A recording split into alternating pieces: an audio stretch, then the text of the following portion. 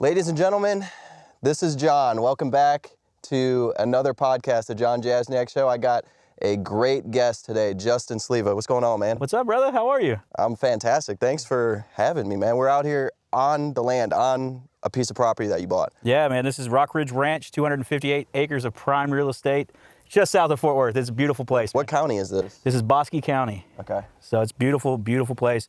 You saw the oryx when you drove in. How was that for curb appeal? Yeah, I thought you had planned that. Coming up the ridge there, a little oryx out there. Yeah, we got the honeybees buzzing around, little butterflies in the air. Yeah, that's what land's about. Yeah, starting to warm up out here in Fort Worth. 258 acres. Yep. You told me, let's start with this project. Well, let's back up. First off, what do you do? I'm curious because when people ask this question, I'm at conferences and everything, like, what do you do? And I'd have come to kind of refine my answer. But I'm gonna ask you just simply, what would you say that you do? So I invest in land, and I'm just a land investor. I say it simply like that, and they go, okay, and they look at you with that glazed over look. And I said I could go into a bunch of layers of it. We have a fund with this SEC fund. We partner in JV on deals. Mm-hmm. We teach people, and then we buy and flip land ourselves. So it's all encompassing, but it's all land all the time. Yeah, and so do you get any people asking you like, oh, are you a broker or a realtor? Or I say I don't have a license. That's the first thing I say. I'm not a real estate agent. I don't have a license, and we just buy and sell off-market properties. I said, you know, we kind of buy, one of our taglines for our fund is we buy by the ranch and sell by the pasture. And that's kind of our motto. I like that. Buy by the ranch, sell by the pasture. And that's borrowed from my partner in the fund, Trevor Probant. We stole that from his family. That's kind of their motto they used since the 80s by doing that. And we've kind of followed that and brought a new little technology behind it. Well, I'd say I'm very similar. I've kind of gone to telling people I'm a land investor, and maybe like I'll throw in entrepreneur or something like that. Because I used to tell them I buy and sell land, and then immediately they're like, oh, you're a broker. Yeah. I'm like, no, I'm not a broker. And shout out to all you brokers and realtors out there. I got nothing against you, but investor, and we pretty much own or raise money on all of our own projects. You do the same. Exactly right, yeah. Yeah. But this project, 258 acres, Bosque County. Mm-hmm. What's your plans with this one? So this one originally was planned to be 10 to 30 acre ranchettes. We were going to make little luxury ranchettes out here. Ran into some issues with the county, so kind of have a pivot. Anytime you buy and sell and you invest, you always have a pivot in there if you need it. Mm-hmm. We bought it right, so we pivoted now. It's listed as 3 pieces or as one whole ranch, and it's got exotic animals. It's high fenced on 3 sides, so it's the perfect distance from the Dallas-Fort Worth Metroplex. So we've got it listed now as one big piece, which is I think it's listed at $2.75 million as one piece. So I mean, it's cool to think that you're on a couple $1 million place. You just got to drive around, have a little bit of fun. But and it's broken to 3 pieces that we have offering as well. What if you don't mind me asking, what'd you buy it for? Because I was rolling up with these guys. I told them I thought it was probably a $2 to $3 million piece of land. Well, it turns out $275 is what you're selling it for. Yeah. So we bought it for a 2.4. Okay. And so the idea was to split it up, and we bought it about $8,500 an acre. We'd cut the easement in to run power, had the well redone, had everything ready to go for the ranchettes, and then the county kind of put a squash on that. But we had underwritten it to sell out of between $12,000 and $13,000 an acre. So how deep are the wells out here? That well is 153 feet. Okay, that's not bad at all. How many GPMs, gallons per minute, you think? I'd have to look at it. I think it's gallons per minute. I want to say it was like 60, but I could be off on that. Well, that's good. We got good water. Because I think, at least what I tell people is like for a residential house, well, shoot, at Cornudas, we got like 2 gallons per minute. You can get away with 2 gallons per minute in a storage tank. Yeah. But for a residential house, drop a pump in, ready to go, like what do you think? Like probably 5 gallons per minute? I'd 5 to 7. Yeah, 5 to 7 is what they say. Of course, you can get away with less, you can have more, but I think what people don't understand in the land game or land development game is like they see a well, but like just because there's a well, it could be 900 foot deep, it could be 50 foot deep, it could be 60 gallons per minute, it could do 2 gallons per minute, it could be a $100,000 well like at Cornudas, or out here you're 100 foot deep. It was $12,000 to rebuild our well right now. Yeah, so 10, 12 G's is pretty common for a well. So I guess that's just, it's so specific project to project, obviously, is what I'm saying. You're exactly right. And some of the areas you get into, as we work all over, I've bought and sold property in 45 states now. And as you move to different areas, but like Texas, I'll just use the Texas market, you get past Weatherford and you start getting out towards Cisco and out that way, you start getting spotty with groundwater. So you may have a 5 or 10 gallon per minute well here, go across the road and it's dry. You're gonna get nothing but dry holes. So you have to start watching that in the different markets you're getting into. So you do, I would say, at least from my point of view, you do a lot of subdividing, like bigger projects. It's part of the business structure for what I do in my business. I still have a buy for $20,000, $30,000, $40,000 and flip, just do straight flips. But everything that comes into our funnel, we look and say, can I cut it into 2? Can I cut it into 3? And what does that do to force appreciation? Okay. One of the things that we do a little bit different is when we look at a property, if I use in direct mail and I'm buying an off-market property, I can pay a little bit more money if I have an extra exit with it, right? So if I take a piece of property and it's a 40-acre property, it's got good road frontage, it's got power and water there, rural water, I can say, okay, well, can I cut this into 3 15s or 3, just for variances? Cut it into 3 properties, cut it into a 20 and 2 10s, or can I move it around the lot lines, add a $5,000 to $6,000 survey and increase the value per acre by quite a bit? Yeah, it's crazy what just a survey could do. Yep. You mentioned forced appreciation. In the land space, what define that? So forced appreciation for us is forcing appreciation is mean you do something to create it to appreciate the land value. Yep. So for us, when we say forced appreciation, like I have a tractor on staff. He comes out and touches every one of my properties. So he cleans up, makes it look park-like. So if you're buying this unwanted, unloved, overgrown piece of property and you have to jump across a bar ditch to go walk into this thicket, you're not going to sell it. So what I do, I have him drop a culvert, he puts a driveway, he comes in with our mulcher, cleans up an area that's an acre wide, half acre wide, puts a picnic table, puts a fire ring, gets it to where 2 cars can pull in, open the doors, they can walk around, and that to us is it's like doing a remodel on a house, right? So we talk about forced appreciation with a house when you're flipping it. I paint it, put gutters, make the curb appeal look nice. That's what we do there. So we'll have them do that. Or you take a big tract, which is going to naturally sell for less per acre, add a survey, and I make it's smaller, so it's going to charge more per acre. So much like the buy by the 12-pack, sell by the single Coke. Well, let's get this straight. You don't really, for all intents and purposes, do any crazy engineering, entitlements, rezoning, anything like that. Like, people hear this stuff, they're like, oh, they must be running sewer lines and like water lines and like working with the engineers and city council and all that stuff. I stay out of that side of it because as you go smaller, and this is one of the other things, and I'm sure you've talked about this to your listeners and they've heard it, but as you go smaller, there's more red tape. Like I got to have drainage studies. I got to understand where the sewer's coming from, where the water's from. In certain areas, the bigger you are, you kind of get away with a little bit more. And I don't say that in a bad way. I mean that as in if I have 10 plus acres, I'm not so worried if it's going to perk in this one spot versus if I'm making a 1/4 acre lot, I've got to make sure the person can get water to it, sewer to it, and the power to it, and how all that's going to come together. Plus, is it buildable? Is it zoned properly versus, a recreational piece of property? Yeah, so for all of you watching this video or out on the land, this is awesome, or listening, you can do this without engineering and rezoning and all this crazy stuff. I mean, sometimes it's as simple as just running out a survey, which meets and bounds. Yeah, meets and bounds, stake the corners, maybe create a little plat map, 1-pager, and record it on the back of a deed. Yes, sir. That's the fun part about this is that it doesn't have to be super hard. It sounds intimidating. Oh, I'm going to do this subdivision. Like the girl that works for me, Peyton, she's been with me for over a year, but she got a piece of property about, I don't know, 2 months into her land investing career working as an acquisition manager, said, hey, we're going to subdivide this. It's going to be your first subdivide. So 3 months into the land space, she's subdividing a 40-acre property. And so she got to name it. She got to do that because that county required a plat. It was 5. We made 5 lots out of it, but bought a 40 and it's 37 after the survey, an 18 and a 17 and some change. And then we cut the 17 and some change into 4 4s and some change. So they're roughly 4 4s and some change. But we had county road frontage here, FM frontage here, power across the top, and rural water at the bottom. So it laid out perfect for the end user. So the 4 acres, it perked everywhere. It wasn't flood zone, wasn't wet, good soil. So Clayton Homes, they can go and drop houses on it, mobiles, and now they've got relatively inexpensive property that we bought at, I think we paid $2,500 an acre, $3,000 an acre, and it sold at $100. It was about $7,000, $8,000 an acre. That's so just a nice one. Yeah, just quick, easy. Triple. Yep. So we're talking about all this subdividing, creating lots and everything, but I know you didn't start that way. Oh, no. You started, because we were talking a little bit beforehand, just doing like simple little flips, like call it hundreds of dollars at a time. Yeah. So back in 2016, bought a course, somebody gave away free land. I think we're doing that today, right? Yeah, so we're giving it, by the way, I always forget to announce this at the beginning. We're giving away free land. So kind of the similar thing of what you're doing. I got that free piece of property. And I said, man, I'm going to sell it on eBay. See, because everybody says you can sell land on eBay. So I throw it on eBay. Those are the good old days, eBay. And sold it for $400 and something on there and had a little dock fee. And then I go, man, that actually worked pretty easily. It was 7 days, the person paid, they got a cheap piece of property. And at that time, Arkansas, they'd sell tax deed properties. They called coastal. And I actually wrote a book about it in 2018, 2019. And it's on Amazon. It was an Amazon bestseller for a day and a half. What's the name of the book? It was Coffee, Money, Real Estate. It's still on there. It's a little outdated now, but it was a bestseller for like a day. I was like, yeah, I'm a best-selling author, Mom. My English teacher. Land investor and author. Put that in there. Put it on my Instagram. Yep. But and we would buy them. At that time, you would write in paper offers to them. And so I sent one in. I was like, I wonder if they'd take $25. You know, that's part of being an entrepreneur, right? You just push the limits. You try. You see what you can do and get away with. So I sent it things at $25. They said, hey, we'll sell it to you for 50. I said, okay. So I grab a stack of these offer letters. I send this out and I have $50 on each one and check for each one and send in 10. Well, I bought 10 properties for $500.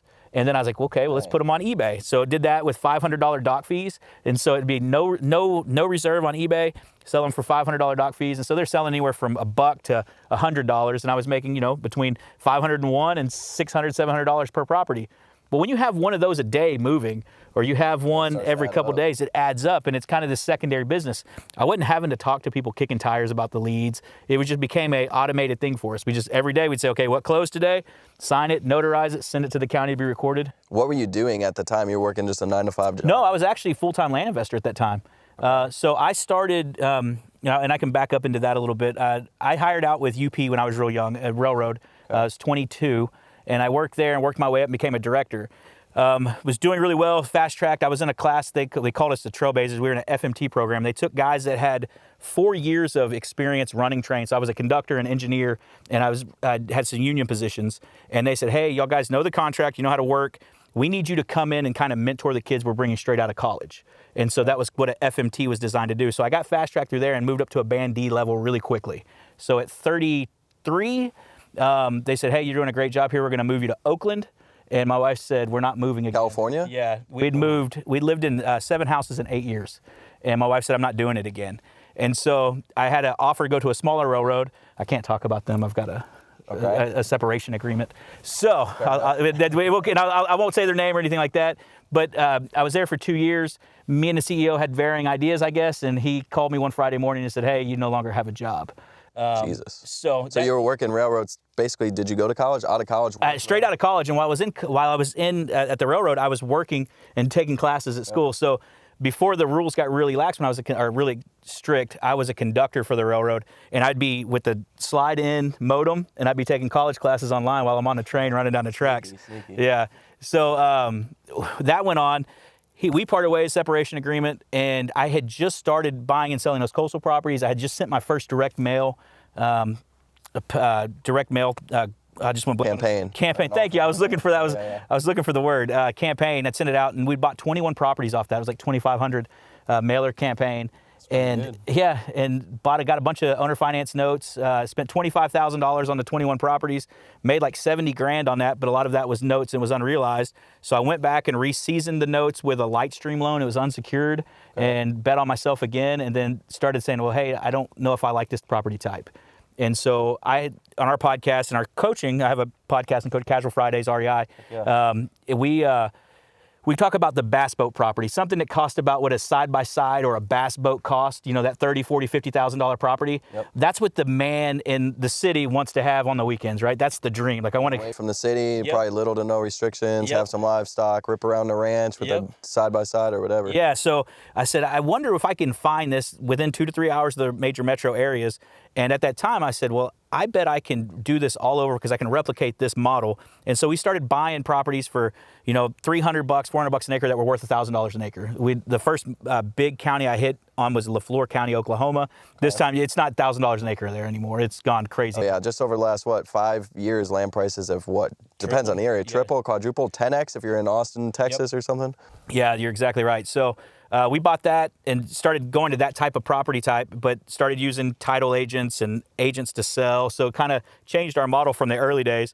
But at that point, I'd gotten this big mailer go out. I bought a 40 220s and bought them for like $300 each. But I had 135 acres come back as well. And I paid like $300 an acre. Like after I'd taken care of title work and cleaned it up, it was like I think I paid $51,000, $52,000 with closing cost. Okay. And I sold it to the neighbor for $150,000. Dang. So 100,000 hit. Yeah. How quick did you sell it? Probably like next day. Well, so the funny story is I went to the house to the neighbor because I knew he was paying taxes on it. Okay. And the family lived in California. It was generational land. So I had to clean up a couple generations worth of stuff there.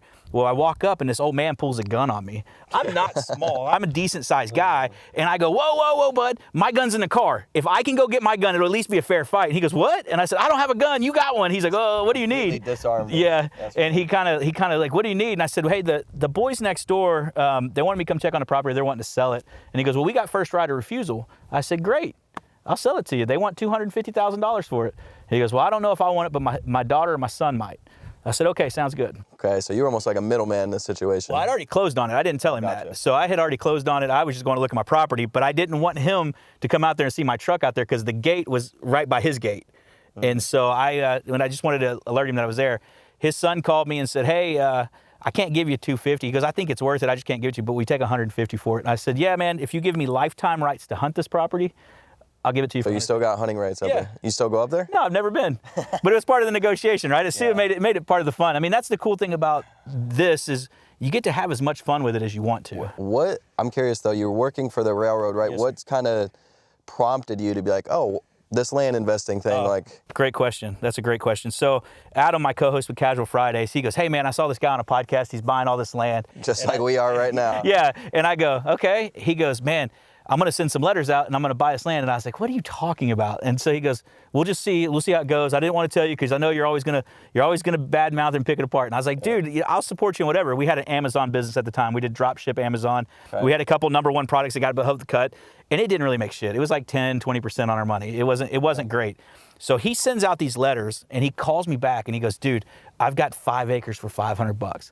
And I was like, I will buy every 5-acre property you can get for $500 if this is true. And he's like, yeah. Hey, can I cuss on this show? Yeah. Okay, sure. Perfect. I just want to make sure. Okay. I just want to make sure it wasn't like it was PG or something because I got in trouble for that on our show.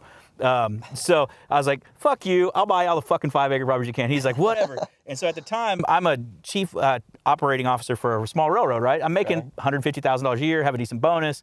I have money in savings. It's not like I'm destitute in this rags to riches story. I'm comfortable. Pretty good. I'm a comfortable 35-year-old that's got 2 kids that just wants to do stuff for fun. And so he said that, and he goes, well, hey, no, you don't have to buy these. You can do it on your own. I said, okay. And he goes, let's liquidate the Amazon business and we'll separate our business because I want to build it myself. Mm-hmm. I said, at that time, I was kind of hurt. My business partner, my best friend, had told me he wants to do it on his own.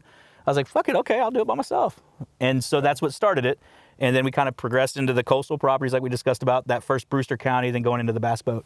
So that kind of got us up and going. Yeah, and I don't know, for some, that situation, mid-30s, making 150 G's, got a family like that is, props to you for taking that step out, because for most, or for at least some, that's like almost a dangerous situation to be in. I feel like you get comfortable, got the golden handcuffs on of a good salary, and starting a business can be hard, man. 100%. And so I don't want to say that it was me going out on my own. I was forced out. I got that Friday morning call. So do you think that was a blessing though? Like from 9 to 5, boom, hard cut? Dude, it took me 3 years to realize that. Yeah. I was so mad, so angry. You give yourself to this industry, right? And then you give yourself, you leave an industry or a company you're fast tracked at, and you're the CEO or the COO at the time for the Fortune 150 company calls me and goes, you're making the biggest mistake of your life leaving this company. And I'm like, oh. I know, man. And I told it the way I broke it down to him is like, y'all have raised me as a manager because I was a manager for almost 10 years. So they're like, y'all have raised me as a manager. And so I was the younger brother to all these guys that were executives. Yeah. And I said, everything y'all told me is you missed being a dad. And I said, I want to be a good dad. Like, I think that's more important than chasing a dollar and my kids having a comfortable life, but me never seeing them. For sure. And so he said, I get that, and I respect that as a man. I'm telling you, financially, you're making the worst mistake. When I left the company, I had $400,000 in stock options that I just signed away to go work for the smaller company so we didn't move. Damn. So, I didn't grow up rich. And so that kind of money, you're thinking, at that time, that paid off my house, that paid off cars, no debt, kids' college. I'm thinking, I'm set. And I walked away with it to go to the small railroad. Well, when the small railroad made the cut with me, I remember it vividly. I'm sitting next to my pool. This is really first world problems, right? Okay. It's Friday night. Friday night. Having a drink, probably. I actually wasn't having a drink because I didn't want to start drinking because I was upset. But I was supposed to go to a music festival with a friend, and I'm sitting there and I'm like, I don't have a car. Because I had a company car. Okay. And so I don't have a car. I have no job. I'm this loser that's just sitting here. And then I go, well, shit. And I remember the pool kind of ripple a little bit, and it's kind of the moon's out. And I'm like, I do got this little land company. I mean, I got a little bit of money. There we go. And so I'm like, I wonder if I went to work for myself and believed in myself like I did for these other guys for 6 months. Worst case scenario, 6 months, I still have everything. I can afford to live and still invest and have a bankroll. I said, I'm going to give it 6 months and see what happens. And here we are. And here we are. Doing $3 million deals. Yeah. Yeah, that's crazy. But I think it resonates with me because I'll never forget my last day as well. I was working for SM Energy in Midland drilling oil wells, and I give my 2-week notice, and my last day the ops manager comes in, he's like, you sure you want to do this? He's like, you're leaving this $150,000 salary, these stock options, your bonus, and blah, blah, blah. And I'm like, yes, sir. Yeah. Sometimes I feel like you need almost that push, and it happens by happenstance to get you out of your comfort zone. Yeah. Because it's freaking hard to get there by yourself, you know, to just quit and walk away. I mean, you hear those stories, I guess, from time to time. Oh, I quit my job and I struck gold and made it rich or whatever. But more often, I feel like it's folks like you are just like, something happened in life, they got fired, whatever, and you just figure it out. Yeah, and I think that's the key trait for an entrepreneur is you, like we said earlier, you push limits, but you also figure out and you work around those problems. They hit you every day. There's, you know, you probably have developed zero tolerance for people that just play the victim and don't want to offer a solution. Yeah. And so for me, I go quick, and it's tough. Like when you're married and your wife wants to be like, oh, this is going on or that's going on, and you're like, okay, well, XYZ, just like pivot or do this or do that. Yeah, it sucks, but okay, you can't change it. So no need to dwell. Well, that's what we do as business owners. I feel like is solve problems. Like that's our job. Yeah. And there's always problems coming up in real estate too. Yeah. Which is the crazy part. Agreed. Yeah. So, you know, that was 2017, 18. You know, 22, we had our biggest top line revenue year was 16 million. Last year was about a 7 million top line revenue. Same profit, just different partnership structures and having to pay out. As you know, you have to raise capital, things like that. And all the businesses kind of layer into what I call Justin Inc. and the different fortes, whether it's coaching or funding or buying notes and whatever that looks like. You don't have any other businesses outside of land, very much land, real estate focused? Real estate focused right now. We went longer term by doing some lending and stuff like that. I like to have some private lending. I've partnered in some trucking companies where they run stuff and, you know, bought the trailer and take a percentage off of it. But, you know, little stuff like that. But when I went to, early on, I had a supplement company. It's called Key Sports. Supplement company. Key Sports Nutrition. And we won Protein of the Year in like 2015, 2016. Jeez. You know, we had athletes. And so now when I look at people's social media, I can go through their stuff pretty quick because we had affiliate marketing. So I'll look through their followers and say, okay, hey, this is 30,000 people, kids from Brazil versus That's the first thing I do is go to their reels or their posts and look at engagement, right? Because you got people out there with 1 million followers or even 100,000 followers and they get 100 likes. Yep. Just go straight to the engagement, and that's when you know if they're legit or not. Yeah, and so when we had that company, it was funny. We got trademark infringement lawsuit. We won, and then the company came back and said we're going to refile federally instead of state level. And we said, okay, well we're going to end up back in court. Just keep going. BSN. They have the red buckets with the B on it that has the honeycomb. Okay. We had a honeycomb design and a key. It said KSN, but it had a key design in it. Ours didn't look the same. It was different colors. We didn't have the B, and ours was turned differently, but all encompassing trademarked it was a key versus just being the honeycombs. And so we opted just to quit. We sold one of our formulas out and just kind of closed that business down. But did you make any money? So early on, this important thing about business is you learn quite a bit. So when somebody says, hey, Justin, I'm a partner with you, I have to make sure I hold all the cards or I'm protected in whatever that is. We had the partner I have with one of my businesses now, Plum, he was partnered in this, and he got kind of, I don't want to say he got suckered into it, but the guy goes, hey man, $50,000, I'll build this algorithm. We're going to build this automated workout process, and then we're going to sell supplements on it. And so he showed him some just like if then that, just kind of bullshit on a computer. I'm not computer savvy, but when he was telling me this, I was like, he went for it. He invested the money. I said, okay, well, your money is in the supplements. It's not in this workout program because you're competing against Beachbody. You're not going to beat them. Yeah. P90X, things like that, you're not going to beat them. You don't have the marketing. So we pivoted, and when I came into it, the guy had stolen his money. And so I take that on as we started from a $50,000 negative. Yep. But we walked in, I paid in front of the money for 2 different lines for our pre-workout amino acids. We opened up, I think we had 17 SKUs at one point, got into about 5 or 6 gyms, could never crack Amazon. It was a little bit difficult. So we were just direct to consumer. And at the end, it was covering its own cost and all our marketing and everything was self-contained, but we weren't making any money on it.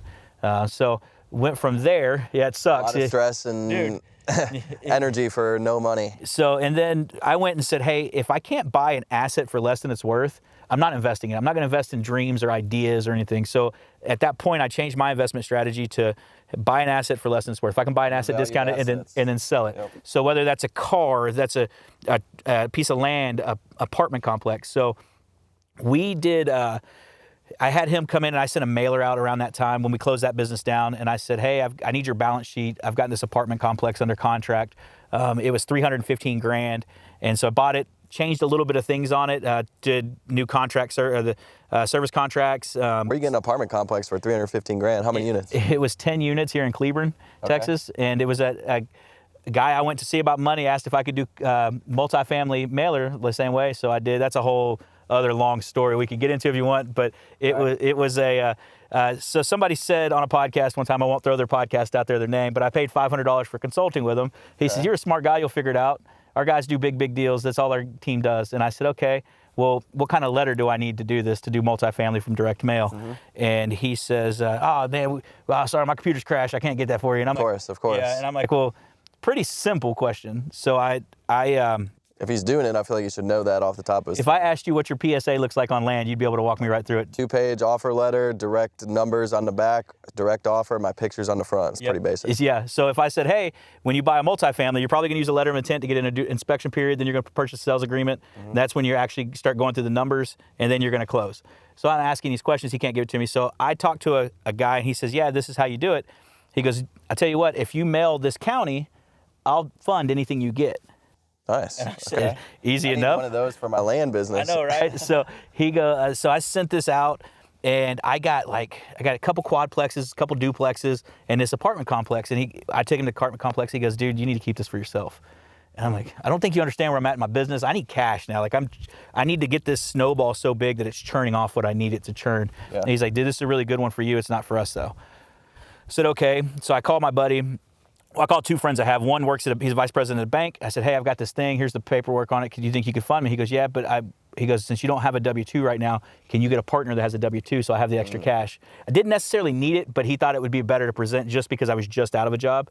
So do you think that there's just so many deals in real estate everywhere? Like you're mailing out a multifamily here. Yep. Like we mail out land. Yep. Like back to your story of just like sending out, you and Adam just sending out mailers and getting responses back. Like that's the first thing I feel like I tell people is like, just freaking write, even if you have to handwrite a letter and see what happens. Yeah. There's literally so many deals everywhere. It is. I said things can kind of get, it's funny. You have so many different ways you can find deals. You can go online right now.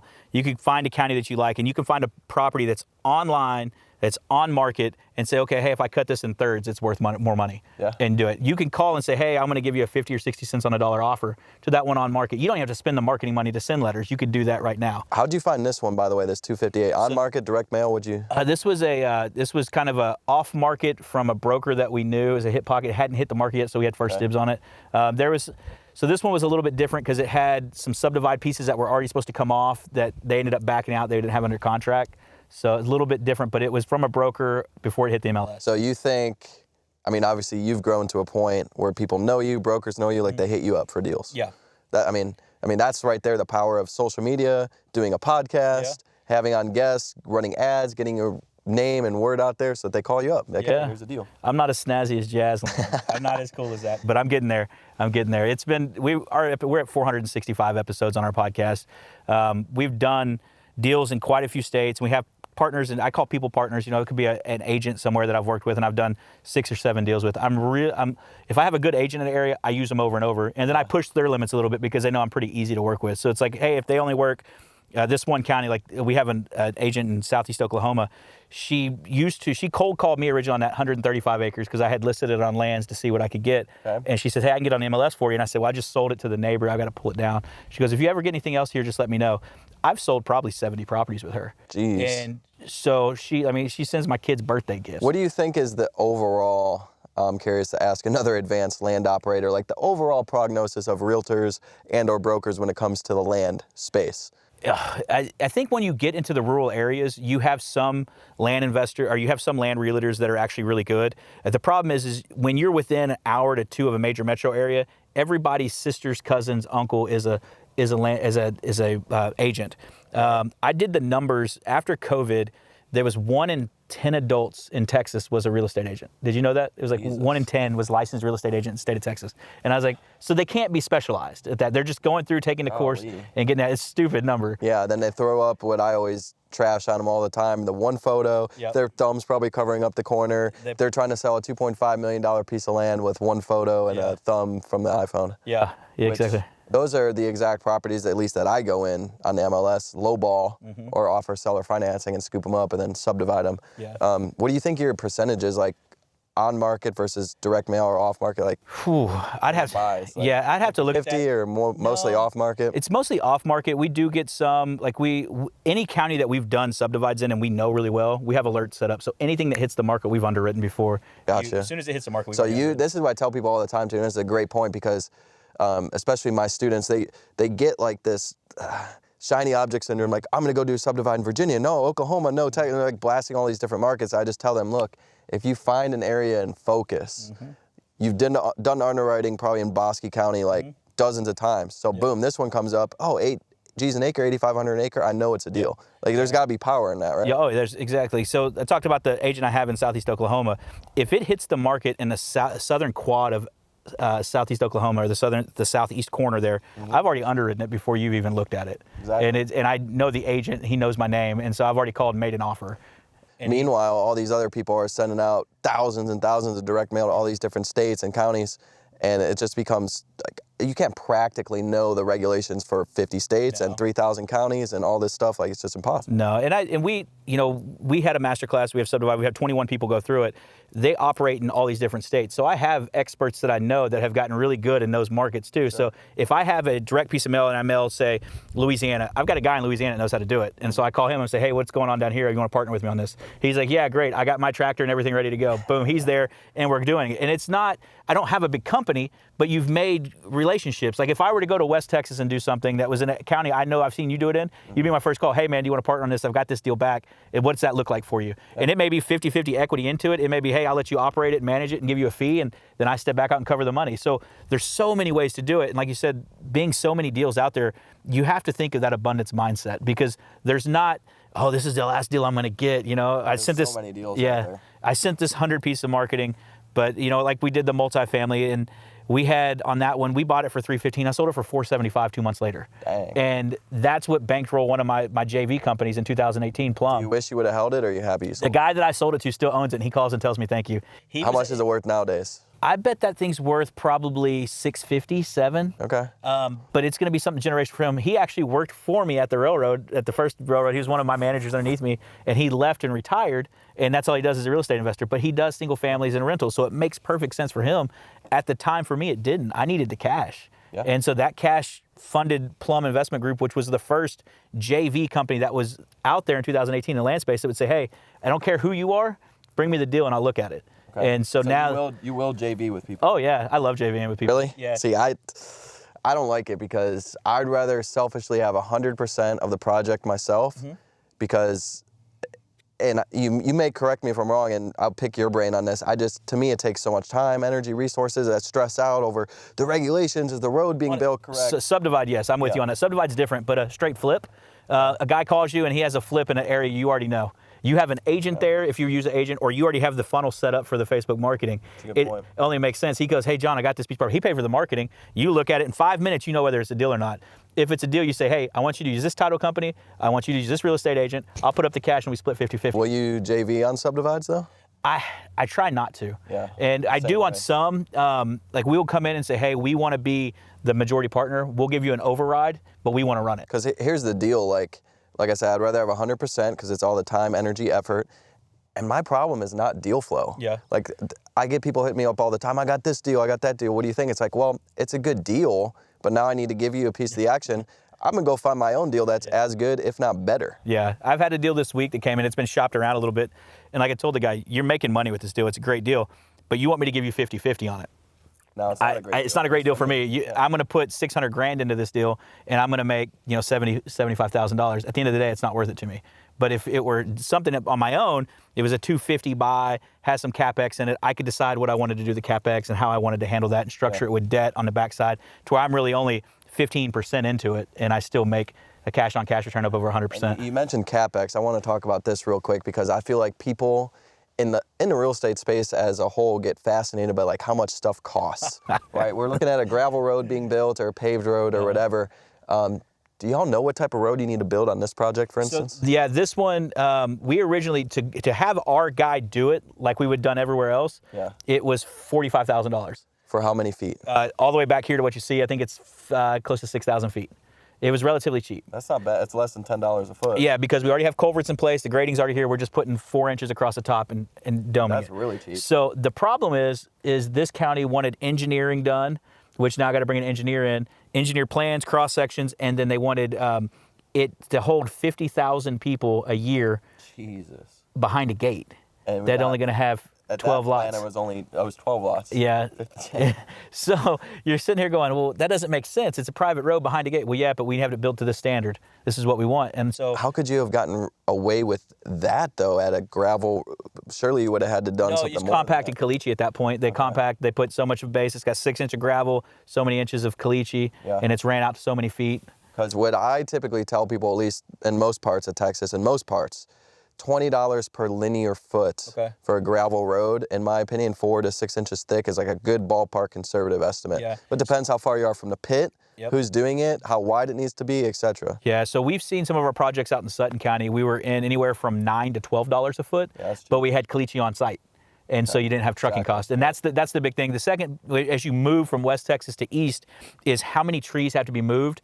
And do you want them just scooted to the side, or do you want them hauled out? Yeah, or different states like Tennessee, Virginia that have trees, etc. Yeah, so it varies there. So the best thing is I had somebody ask me one day, how do you find somebody, a good road guy? I said, call the closest rock pit, ask them who's hauling rock out of there. And they go, wait, what? You can call the rock pit, or another thing you can do is just pull up like projects that happen around the area, find a developer, hey, who'd you use? You, of course, got to get multiple bids, at least 3, probably more like 5+ on road contractors for your first time in the area, especially. What else? Any other tips for road? Calling the pit's a good one because they got all those guys running in. If it's got oil and gas productivity out there, see who's laying those pads down, because a lot of times they do roads too if they're not doing that, because they'll build the road to the pad. As long as they don't want to charge you oil field prices. No, they understand that too. And so sometimes you can look up landscape companies and say, hey, what if you just have to blade it in or use a Bobcat skid steer? They'll come in and do that too sometimes. They can box blade it in. So there's a couple different ways you can do that. Okay. Yeah, and a lot of it though depends on the counties, and we talked about a little bit about this at the beginning and before we got on the podcast here, like, what's up with these counties, man? And what's up with the states? People, this is what people listening don't understand. And I get asked this all the time. I'm selling a 10-acre piece of land. And they're like, can you sell me 1 acre? Like, no, I can't. I can't just sell you 1 acre. Believe it or not, you cannot just sell part of your land like that. Yeah, every county is different. So you got to get down to the county level and understand what they have, the regulations. And, you know, if we were brothers and cousins, you could corner off that 1 acre for me and give it to me. Yeah. And so it's like, or if you were political and had the politics inside track. There's so many different variants and things that they require. And so when you talk about going wide and spreading out and say, hey, I want to mill Virginia, Oklahoma, Texas, and do all that and find these subdivides, that's why it's really important to learn an area and stay in that area when you're doing stuff to where you have, you know, we say that's not entitlements or things like that, but you're still following some of those processes, and you have to understand it to that level. Because underwriting, if you say take a property like this and you're like, okay, a $40,000 road or a $175,000 road, if your profit margin's not there, that kills a deal really quickly. Sure. Or if you get into paving. Yeah. Paving has killed just about every project I've looked at where I need to pave. You know, of course, if I was going to pave, you want to bring your lots down as low as possible, 1 acre, 2 acres, even sub-acre if you could. Have you ever gotten a paving quote? All the quotes I've got have been a good conservative number for me is $150 per linear foot. So we've seen that. I've seen it get as high as $210 linear foot. Okay, so from $150 to $200 cost. So you're literally like 7 to 10x a gravel road cost. So you're anywhere from $6 to $10 a square foot, depending on how wide you need to go and if you want curbs.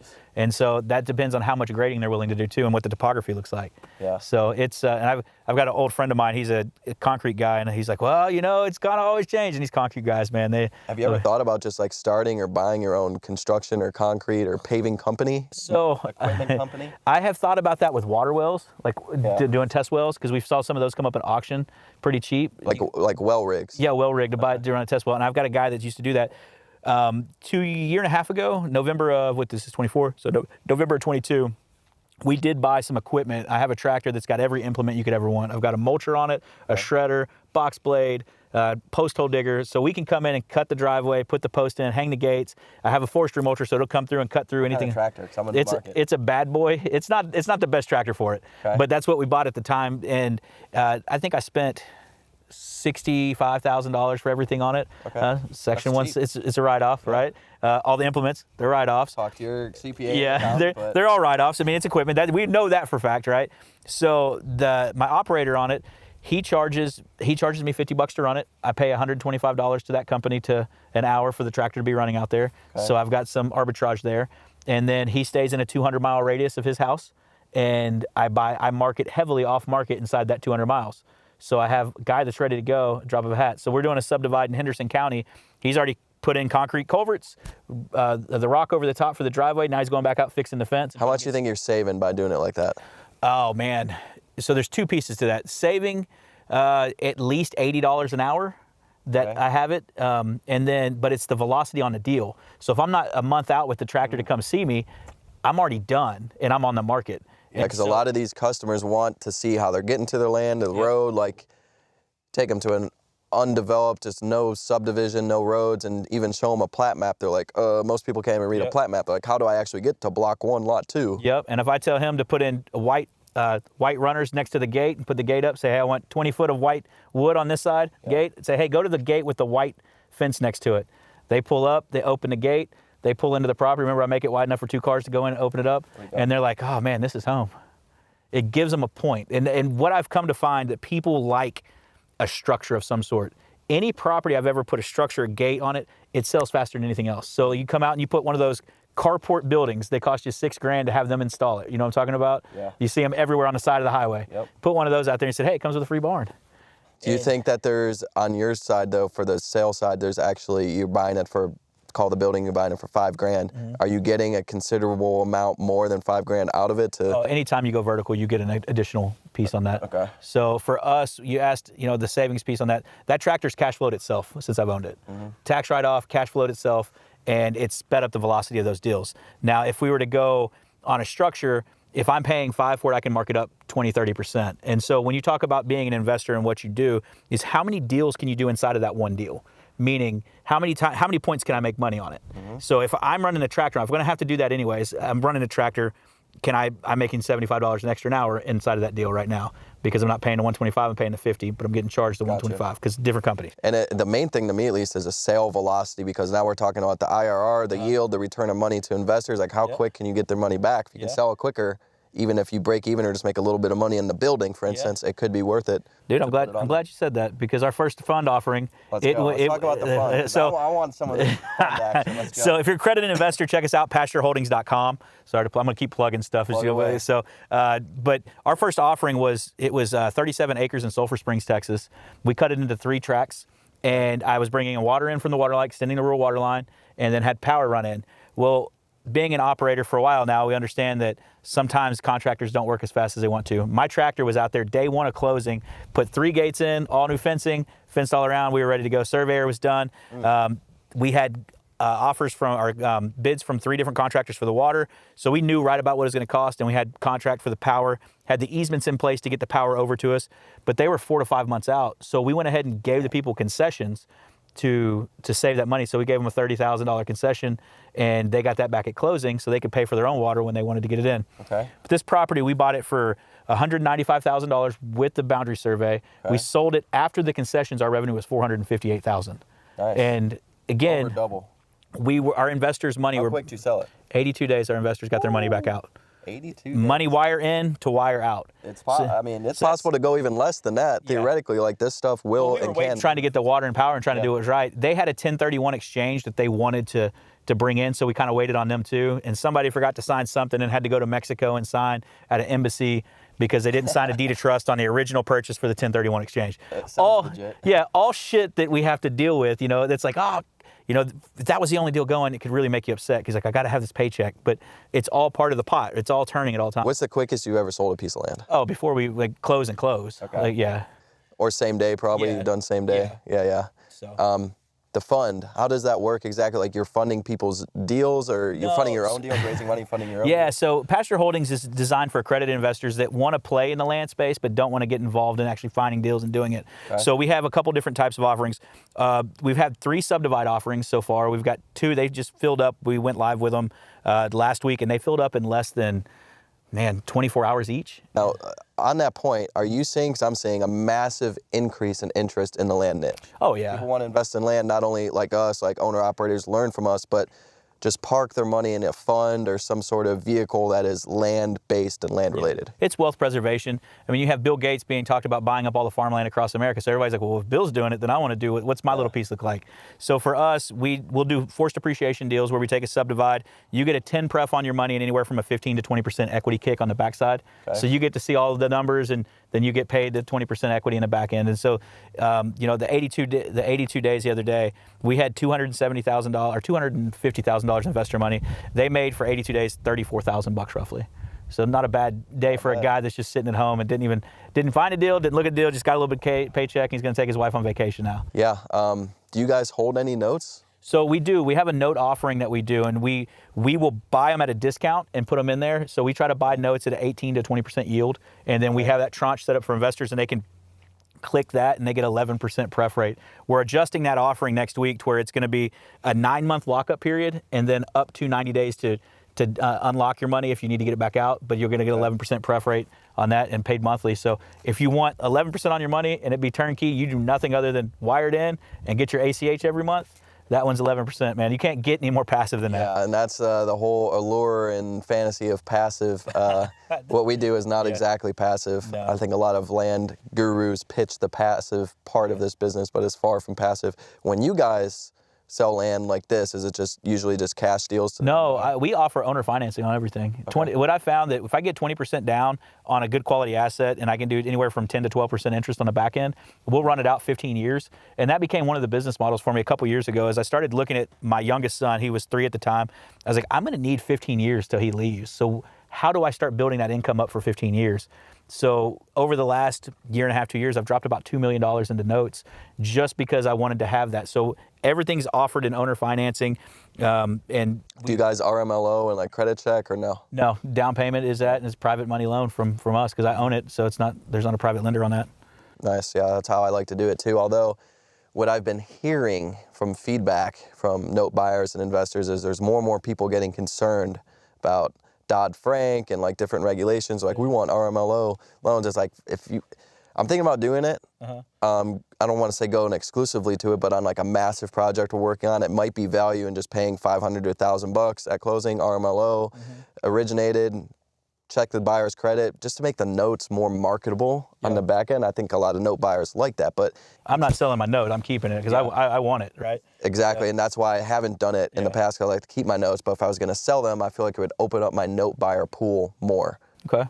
I don't know, have you had any feedback on that or heard that from it? I mean, you get the mixture. When you have guys come from the house space, they start thinking Frank Dodd and they start asking those questions, and that's because that's what they're comfortable with. Land's a little different, especially if it's not going to be a primary residence. That's the whole deal, right? But it's like people, they get that fear factor. It's like, oh, it's Dodd-Frank, like we want an RMLO, you know. And if they're buying it after you've already closed and it's already been seasoned, you can't go back in time and do that. Now, the good thing is you can always add that stuff into the closing cost and you pass it on to your buyer. True. For us, kind of the sell point is if you're giving me 20% down, you have verifiable income. If you don't have to look at it, but if you do, and they can make the payments. It's a solid chunk. If you're on a $100,000 property, 20K down, like I don't need to check buyer's credit at that point because they default. I got a free $20,000. I'm taking the land back. And so that's what we found. I have a 0 default rate at anything that's over $50,000 with 20% down, over 60 notes. Or maybe we adjust our down payment, that's a little bit more. Yeah, that's the thing is we early on, like I said, our first mailer, we bought those cheaper properties and did that, and I kind of felt like I was building a house of cards, closing outside of title and doing these owner finance on land contracts, and just kind of I felt icky about it. And I went to a mentor and was kind of showing him. He goes, yeah, it's kind of like you tote the note. And I'm a car guy, and I was like, man, I'm not a tote the note car guy. I'm a Maserati dealership. I'm a Ferrari dealership. The reason why I like it so much, I'm sure you're the same, is it's so frictionless. It's so seamless. Collect the down payment. You probably have template documents. You give it to them. They go see a notary. Mail it back, you cash their check. Now we start running through title companies and loan originators and all these other people to do it the way certain note buyers or companies or banks or whoever want it. It's like, man, we've just slowed down the sales process. We've just lowered our yield. It's just become so much more painful. I hate it. No, I get you. I get you. When we go through title companies to sell with the notes, they'll run it through their attorneys. They have their docs that they use, and it has the the state-specific language in there, as you do this in different states. So you kind of fall through that. We service them ourselves still. We use Your Land Loans with JT Homestead. I don't know if you looked at his product. It's a great product. We actually run our fund stuff through there because our notes we buy for the fund, and then we sell those off in tranche. Or we build them up and then have people come and invest in them, and we tranche off and take a small arbitrage across it. Yeah, that's a good business model. And Your Land Loans, shout out to JT, is a great product. I personally use the mortgage office. Okay. That's like big boy lender, like pay a lot of money for it, but it's just, I love that it's so robust with reporting and the stuff I can do. I could add in different lenders and all sorts of stuff. Nice. Sell notes, but they're both good. Yeah. I'm curious, what other, you working on any other big projects like this one? You got anything in the works, in the mix? So we got Comanche County. We got a 188 acre project that'll be cut into, I think it's eight properties. And then we've got one in Henderson County. I've got a couple other big properties that are sitting out right now. We've got one out in San Angelo, Mule Creek. It was 1,218 acres. We've sold a few lots off of it. It was originally, I think, 12 or 13 lots. So bigger ranches. Yeah, that one's 1,218 acres. 116 in Henderson. I got another 50 or 60 down there that's being cut up. 188 in Comanche. So all part of the fund with partners, just kind of just going through it and doing the underwriting and help guide that using a tractor. You enjoy it? You enjoy the big subdivide projects and raising money and selling them and wheeling and dealing? Man, I like it all, right? So I think the biggest mistake we can do is, like you said it earlier, get shiny object and say, okay, I'm only doing big subdivides now. I keep the flips going because I really like those. What I really like doing is looking at deals. The selling just happens, right? If it's marketed right, it's the right product. I don't get excited about a sell anymore. I get excited about a buy and the potential of what it can do and what it can produce. How often are you just like online scrolling, whether it's land.com or Zillow or Realtor, like you on there every day? Well, since the alert comes to me, so it's kind of when it goes on there. If I haven't worked in a county in a while and I don't have that alert set up, I'll find myself looking at it. Or if I go, like I have a JV deal sent to me and it's a county I don't typically work, I'll find myself going through there and be like, okay, I wonder if I can split that one. I wonder if I can split that one. And you're just like doing, at least that's what I do, like this mock underwriting in my head. Yeah.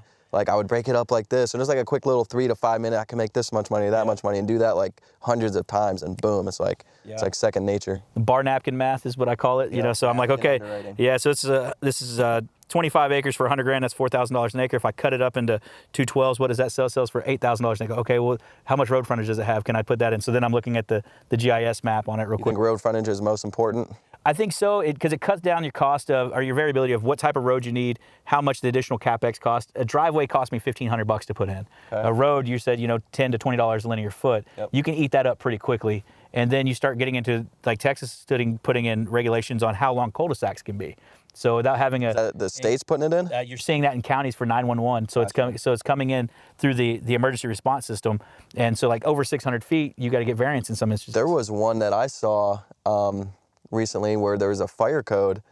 I was doing like a plat exempt deal trying to build private roads, and they mentioned to me the fire code is 20 foot minimum with roads in Texas. So I don't know if that's enforceable by the state or not. We've always ran that, but then you get into the cul-de-sac portion. It's like, okay, if it's a cul-de-sac and it's 2,000 feet in, they want 2 points of ingress egress in some instances.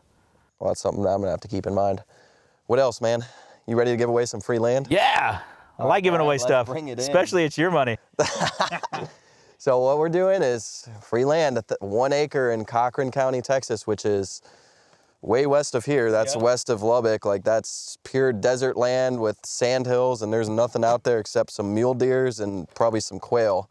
Okay. But it's 1 acre and it's worth probably $1,000 to $1,500. Sweet. We told them how they could dispose of it and get the cash if they wanted to, right? Yes, I have told them that. The best way to do is just sell it on Facebook. Yeah. Online, Facebook Marketplace, Lubbock. Boom, let it sell. Nice. Or own it. Or keep it and go camp under the stars. Own a piece of America. That's why that's what people don't understand. They see that desert land, like, what do people want to do with this land? Why would anyone buy this? That's the main reason right there. For $1,000, you can say you own a piece of America. That's all you need on a sales pitch. They tell you, oh, it doesn't have water, it doesn't have power. That's not the point. You own a piece of dirt Not here. Every piece of land needs to have a water and power hookup. When I grew up, my parents had this 1/4 acre near Granbury. We would camp on it every weekend. I still have fond memories. We put a truck camper. My parents would stay, the slide-in campers that have the beds and kitchens in them. We put that on cinder blocks. That's where my parents said, and the kids had a tent. And then we had a fire pit out there. Memories for life. Dude, that's all it was. We got there's a 1/4 acre. We camp out there every weekend. You could have it with this land for $1,000. That is what it is. So what we have is, we had like 2,400, 2,467 is the official number into this giveaway. And it's growing because we're promoting the heck out of this sucker. So all I have for the camera, you can't see it because it's crazy glare, but I will let Justin confirm. Yeah, we have a random, 2467? a random number, Google random number generator. And all we do is hit generate. You're gonna have, my thing's jacked up, so you're gonna have to hit the mouse. Okay. Just hover it over this generate button and we can find it. This glare is awful. There it is. Got it right And there. just 3, 2, 1. It's generating 165. 165, which is crazy because on episode 1 it was 169. Really? So of course the same person can't win twice, but it was only 4-way different spreadsheets. So we're gonna go up to sell 165 in this spreadsheet. I gotta go way the hell up here. Let's get this scroller going. 165, drum roll please. Here we are. I am seeing a Marie Seidelmeyer. Marie Seidelmeyer. Marie Gaver Seidelmeyer. 2 last names. Gaver Saddlemeyer. Yeah. Congrats to Marie. I got your name, email, phone number. We're going to get you 1 acre in Cochran County, Texas. And yeah, man. Well, I appreciate you. Oh, dude, I appreciate you. Good Having luck me on out this new here. journey on the podcast. I love seeing it. This is a badass ranch, man. Thank We you. got to come back out here and tear it up again. You want to go up the hill on the way out? Let's do it. Okay. Thanks, guys.